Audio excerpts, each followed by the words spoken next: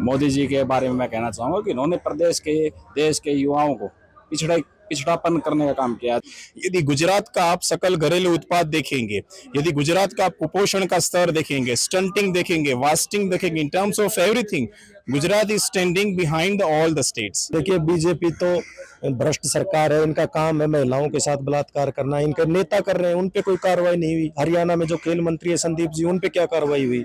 जो हमारी बहन है विनेश फोगाट, उनके साथ कैसे अत्याचार हुए, कैसे आपने देखा था दिल्ली में उनको घसीटा जा रहा है, जो कि वो उनकी मांग थी, जायज थी। नमस्कार, आप देख रहे हैं खबरी टीवी और मैं हूं आपके साथ सिमरन घा। इस वक्त मैं मौजूद हूं तालकटोरा स्टेडियम में, जहां पर राजीव गांधी जी की 80वें जन्म दिवस पर श्रीनिवास बीवी, जो कि इंडियन यूथ कांग्रेस के अध्यक्ष है, उन्होंने यहाँ पे प्रोग्राम रखा है। यहाँ पर कांग्रेस को सपोर्ट करने के लिए, इंडियन यूथ कांग्रेस को सपोर्ट करने के लिए बहुत सारे यहाँ पे यूथ जो है मौजूद है। तो यहाँ के हम यूथ से जानते हैं कि अभी जो आने वाले अभी विधानसभा चुनाव है, उसमें कांग्रेस की रणनीति भी तेज हो गई है और कांग्रेस के काम से आजकल जो जनता है वो खुश है। तो जानते हैं कि इस चीज को लेकर उनका क्या कहना है। आपका नाम? मैं राजप्रकाश हूँ। आप कहाँ से आए हैं? मैं हरियाणा प्रदेश से प्रदेश प्रवक्ता आईवाईसी हूँ। जी, अभी राजीव गांधी जी की 80 साल के वो जन्म दिवस है आज उनका। तो इस चीज को लेकर आप कैसा महसूस करें, क्योंकि राजीव गांधी जो कि एक अच्छे प्रधानमंत्री माने जाते हैं और उनके नेतृत्व में आज राहुल गांधी जो है उनके नेतृत्व में भी चल रहे हैं और कांग्रेस का नाम रोशन करे। तो इस पर आप क्या कहना चाहेंगे? देखिए, राहुल गांधी के पिताजी श्री राजीव गांधी जी पूर्व प्रधानमंत्री, जिन्हें कंप्यूटर का जनक कहा जाता है हिंदुस्तान के अंदर, इंडिया के अंदर, पंचायत क्रांति लाने का उन्होंने काम किया, हरित क्रांति का उन्होंने काम किया। तो राजीव गांधी जी ने देश के युवाओं को आगे लाने के लिए जो काम किया है, वो अन्य प्रधानमंत्री कार्यकाल रहे हों श्री मोदी जी के बारे में मैं कहना चाहूँगा कि इन्होंने देश के युवाओं को पिछड़ापन करने का काम किया। चाहे अब मौजूदा अग्निवीर योजना हो, अग्निवीर योजना के साथ में हरियाणा प्रदेश है जहाँ सबसे ज़्यादा सेना के अंदर भर्ती होने का कार्य युवाओं के द्वारा किया जाता है। युवा देश की सीमा के ऊपर जाकर रक्षा करते हैं। वहाँ उन्होंने 4 साल के अंदर की अग्निवीर योजना लेके आया, जिसके अंदर 4 साल के अंदर रिटायरमेंट का प्रावधान हो गया। 5 साल कम से कम एक एमएलए, विधायक और एमपी रहते हैं, तो 4 साल के अंदर देश के युवाओं को मात्र 18 से 22 साल की एज के अंदर वो रिटायर हो जाता है। उसके बाद में उसका भविष्य अंधकार में हो जाता है, क्योंकि वो उसकी पढ़ाई अधूरी रह जाती है। उसके बाद में उसके पास में करने को कुछ नहीं रह पाता। तो हम समय समय पर युवा कांग्रेस के द्वारा अग्निवीर योजनाओं के खिलाफ ही मुद्दा उठाया गया है। चाहे अभी देश के अंदर प्रशासन की व्यवस्था हो, न्याय की व्यवस्था हो, सब बिगड़ी हुई है। मौजूदा समय के अंदर आप देख रहे हो कि कैसे कोलकाता के अंदर इतनी घिनौनी घटना, जिसने देश के आम जन को हिलाकर रख दिया, जहाँ पढ़े लिखे सुरक्षित नहीं है, अनपढ़ सुरक्षित नहीं है, देश के अंदर बेरोजगारी चरम सीमा पे है। वहाँ कैसे हम राजीव गांधी के उन कार्यकाल को भूल जाएं, जिसके अंदर देश चारों ओर से उन्नति कर रहा था, देश खुशहाली में जी रहा था, देश प्रगति पर था, देश के युवा आगे बढ़े। मैं आपसे पूछना चाहूंगी कि राहुल गांधी जी और राजीव गांधी जी में आपको ऐसा क्या चीज कॉमन दिखता है जो ऐसा कह सकते हैं कि हाँ, कि राहुल गांधी जो ये राजीव गांधी के ही बेटे हैं? देखिए, आम जन से जुड़कर आम जन की भावनाओं को समझना, ये राजीव गांधी से राहुल गांधी जी ने लिया। आम जन की भावनाओं को, आम जन को फील करना। समय समय पर आपने देखा होगा कैसे राहुल गांधी जी ट्रक ड्राइवर से मिलते हैं, कुली से मिलते हैं, मजदूर से मिलते हैं, और हर उस तबके से।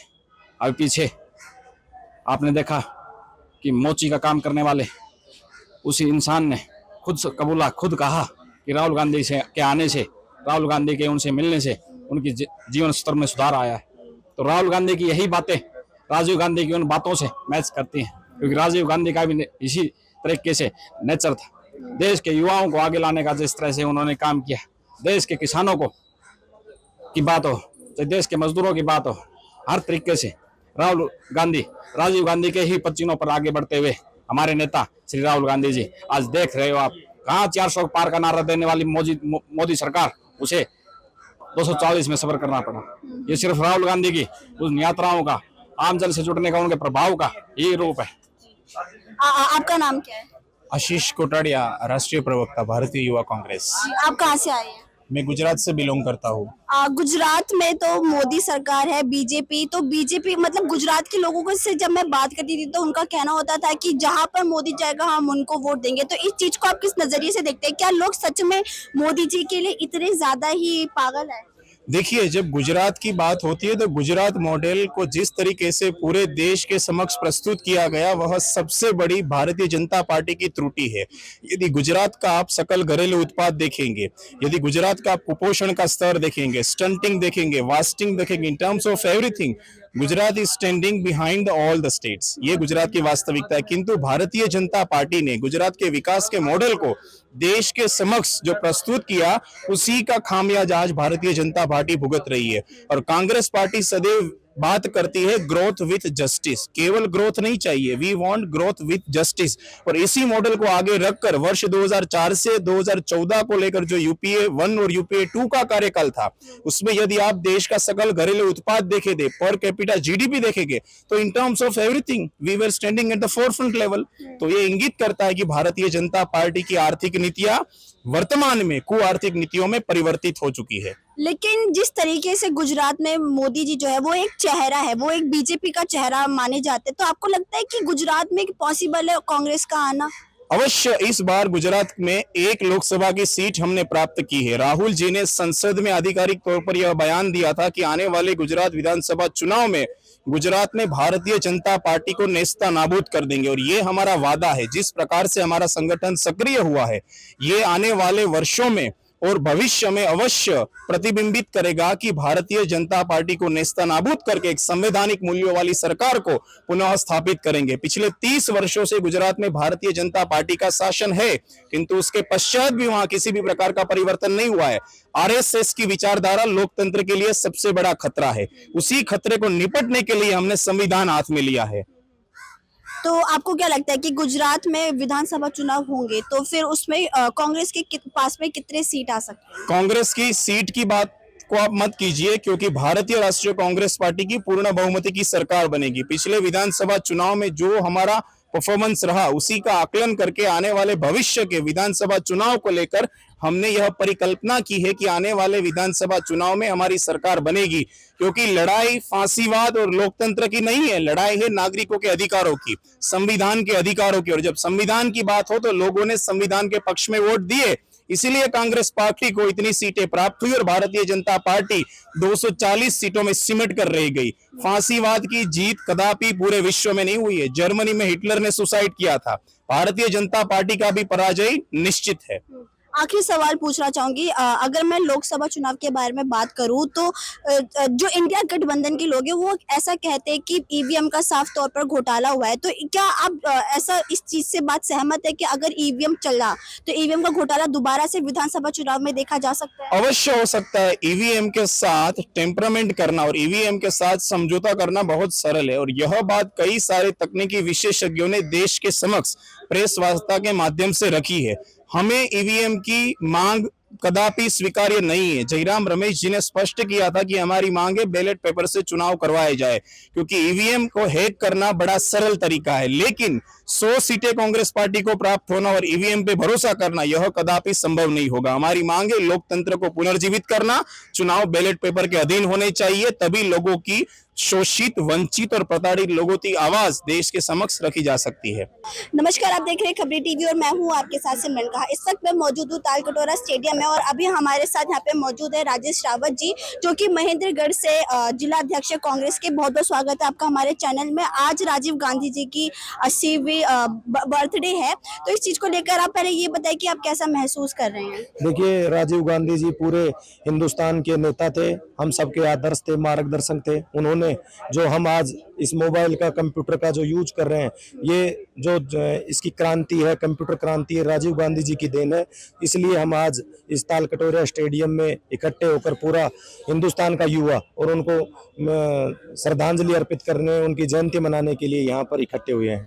जैसे आपने बोला कि जो आप कंप्यूटर ये सब चीजें करें, तो राजीव गांधी जी ने जो 18 साल से जो वोट देने का जो आयु था उसको भी घटाया था। साथ में महिला सशक्तिकरण भी राजीव गांधी जी लेकर आए थे। सकते इधर में।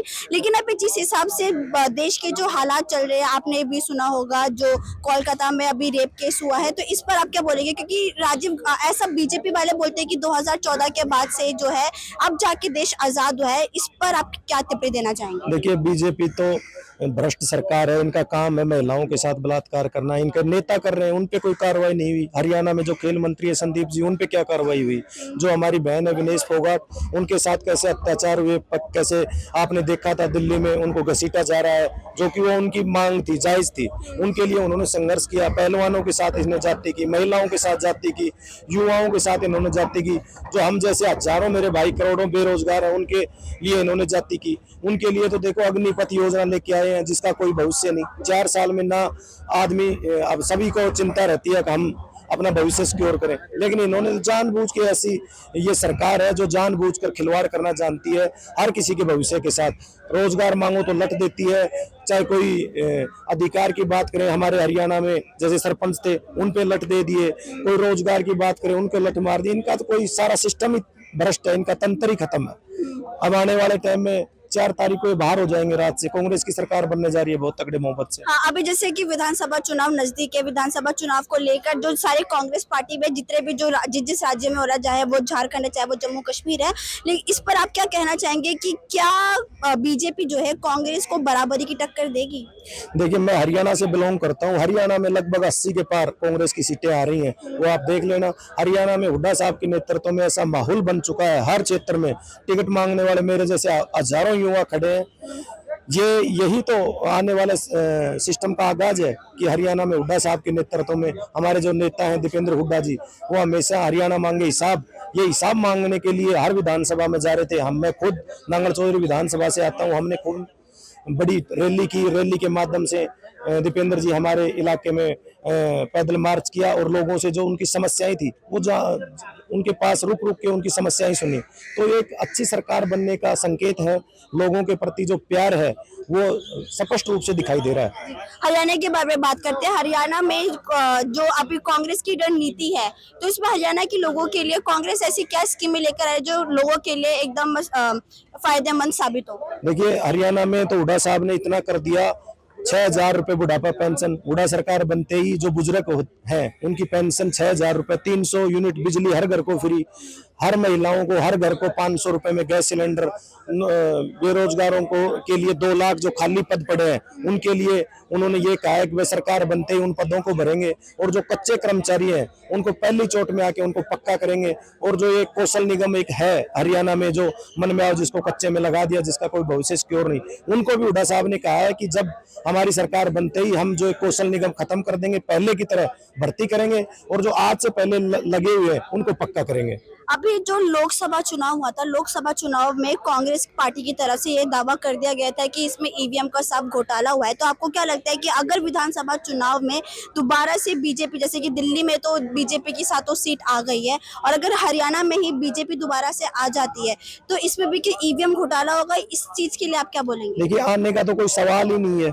इनके जो अब तंत्र में ही कुछ कर दे तो उसकी कह नहीं सकते, लेकिन जनता का माहौल कांग्रेस पार्टी के पक्ष में बन चुका है, हुड्डा साहब के पक्ष में बन चुका है, वो स्पष्ट दिखाई दे रहा है। यदि विधानसभा में हमारे नेता जा रहे हैं तो जहां पहले 2,000 की भीड़ होती थी, आज हर विधानसभा में 20,000 की जनता उनको सुनने के लिए खड़ी है।